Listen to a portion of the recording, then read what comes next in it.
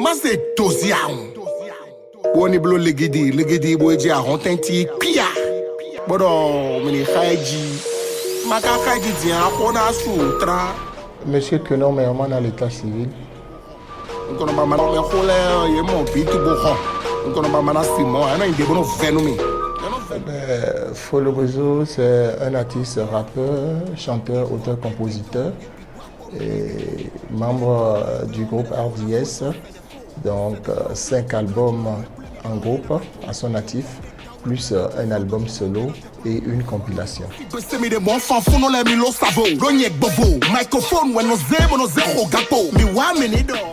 faut dire, tout enfant, fut mon grand frère, que nomme Ludovic, aimait beaucoup jouer des sons de Michael Jackson que j'affectionnais. J'étais enfant, mais j'avais gardé ça en tête. Et mon rêve, c'était toujours de faire comme lui, qui était un grand promoteur culturel. Et grâce à lui, j'avais pu voir dans ma jeunesse les groupes comme Kassav et Mpongo Love, bref, un peu de tout, le monde qui passait par Cotonou. Et en grandissant, il faut dire aussi que j'ai fait un peu la chorale dans mon église, le christianisme céleste. Et je m'essayais à la batterie. Et voilà quoi, un jour je me suis dit pourquoi pas ne pas commencer par écrire. J'ai écrit mon premier texte en 90 quand j'étais à Lomé. Et le reste s'en est suivi quand je suis venu à Cotonou avec le groupe BSS. Et me voilà Folo Gozo aujourd'hui.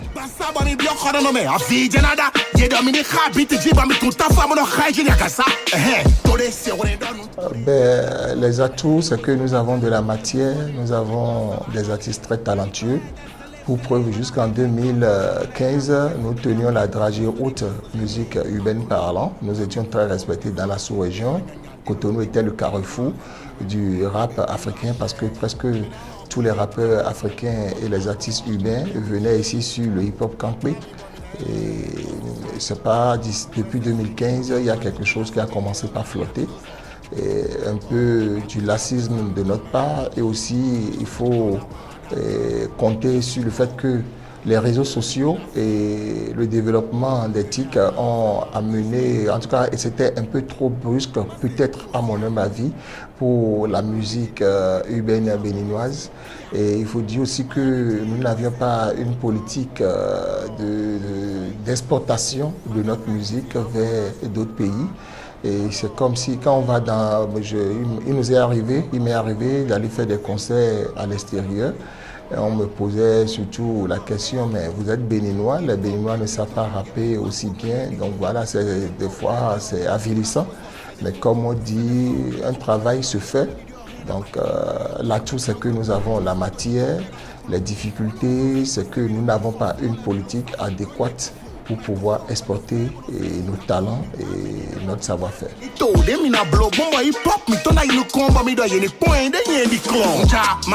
Ma principale source d'inspiration, c'est quand je mange bien d'ailleurs, voilà, avec une bonne dose de la boisson locale, le soda bu. Bon, c'est dit en blaguant. Ma principale source d'inspiration se trouve dans la masse. Je suis un gars un peu réservé, les milieux trop huppés, c'est pas ma chose, plus le bas peuple, pour ne pas dire les ghettos. Et on arrive à plus s'imprégner des réalités et du terrain, de ce que vivent les gens au quotidien. Et c'est ça qui m'amène à surtout composer.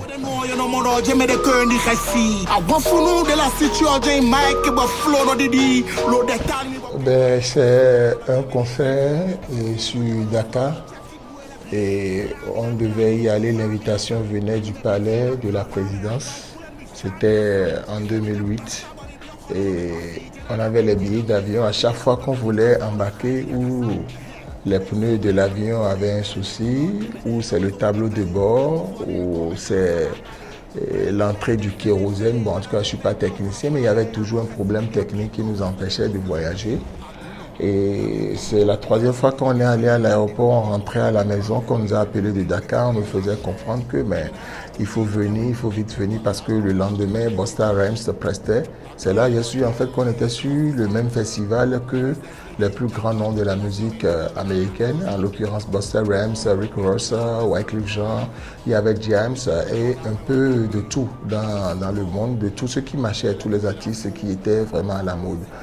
Et c'est là que j'ai commencé par me poser la question, qu'est-ce que j'ai fait au sort pour ne pas participer à un événement pareil. Et comme souvent chez nous, on dit, quand ça se passe comme ça, on dit toujours qu'il y a quelqu'un qui est en train de nous jeter des sorts. Finalement, on a pu entrer dans l'avion. On a fait une prestation terrible. Il faut aussi dire qu'on était 4 en ce moment et on devait y aller. Finalement, la 4e personne n'a pas pu embarquer avec nous. Et on était 3. Et arrivé là-bas, le jour où on devait prester, c'est là que tu te rends compte que il y a artistes et artistes. Déjà, le public, il y avait plus près de 200 000 personnes. Donc, se retrouver en face d'une foule immense qui ne comprend ni la langue et qui, en plus, n'est pas imprégné de vos réalités et essayer de les convaincre pendant près d'une heure de temps, ce n'était pas du tout donné. Donc, c'était une très belle expérience teintée de peur et puis de joie aussi. Et jusqu'à aujourd'hui, il y a de grandes relations que j'ai gardées par rapport à ça, surtout des amis aux États-Unis, beaucoup en France et surtout au Sénégal aussi. Et on continue toujours de s'écrire et dans la perspective, pourquoi pas, de collaboration prochaine.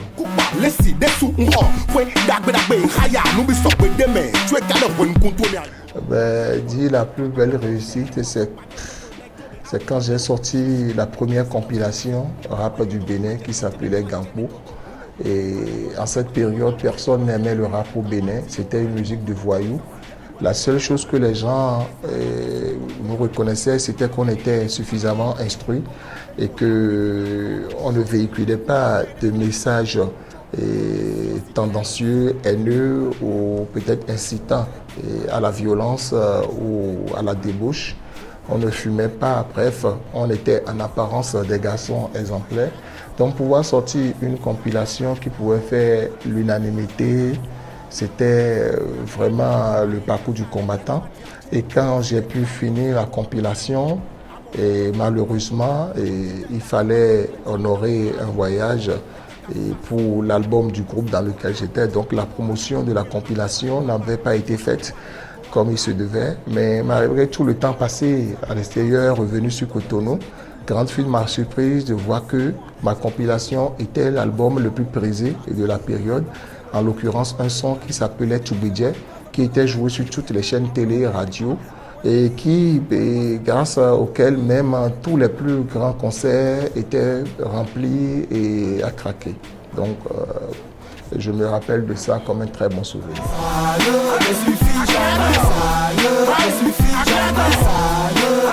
Mon sens de l'humour, si je peux appeler ça compétence, ça me permet de faire face à toute situation.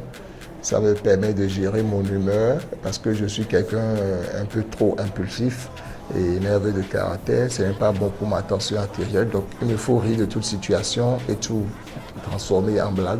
Donc je remercie Dieu de m'avoir donné mon sens de l'humour.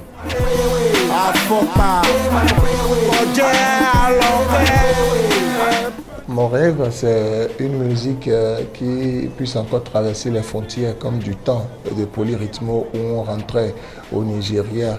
Et c'est vrai, j'étais enfant, mais mon père à son âme, je me rappelle, me disait toujours ça. Il faisait le carton au Nigeria. Mon rêve aussi, c'est d'un Bénin nouveau, de la période des Robinson Sipa qui remplissait le rôle des arts, le stade un peu partout. Mon rêve, c'est encore un petit Miguelito, si c'est pas lui quelqu'un, l'équivalent, qui puisse vraiment redorer le blason de la musique béninoise. Mon rêve, c'est de voir des artistes béninois qui ne pensent pas que c'est seulement en passant sur des chaînes étrangères, en l'occurrence. Bon, je ne cite pas de nom pour faire de com.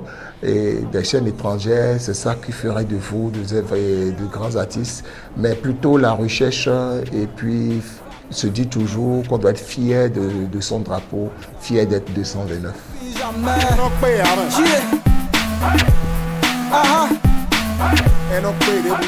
J'en ai tellement eu. Ma meilleure collaboration, c'est avec Baponga du Sénégal. J'ai gardé un très bon souvenir de ça. C'est vrai qu'on s'est rencontrés à maintes reprises, mais la dernière fois on l'a fait venir sur Cotonou, il nous a dit mais les gars, n'est-il pas temps qu'on fasse un son?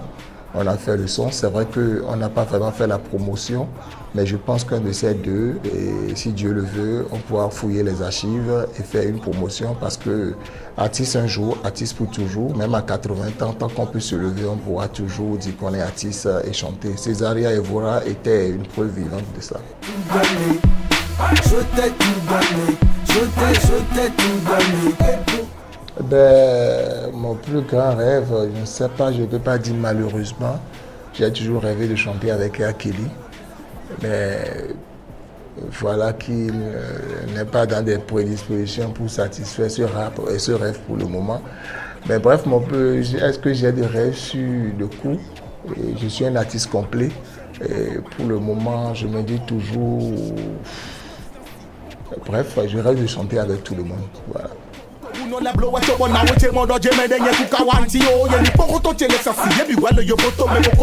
Le projet actuel, c'est mon EP qui sort en décembre. Et je suis vraiment focalisé. Et je prie le ciel pour qu'il me donne la force de pouvoir y arriver. Les moyens, ce n'est pas le problème, mais c'est la force de pouvoir y arriver. Je t'ai tout donné, je t'ai tout donné. Et pourtant, c'est moi-même mon modèle déjà. Je crois en moi-même.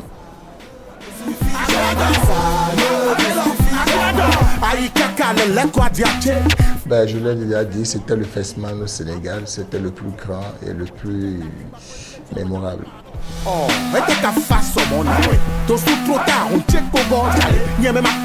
Oui, Folo Gozo, c'est, disons, un surnom dont j'ai été affublé par le sergent Marcus, le célèbre sergent Marcus. C'était une manière de dire qui va lentement, va sûrement, parce qu'en apparence, je suis très calme et timide.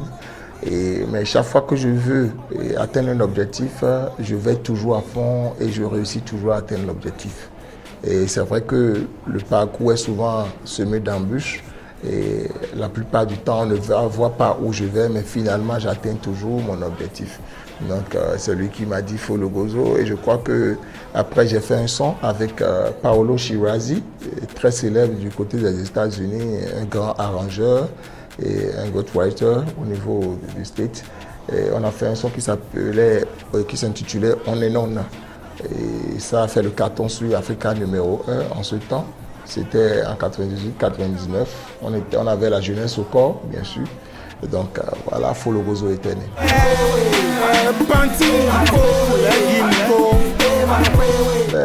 Un dernier mot, je remercie VIP Zone pour l'honneur.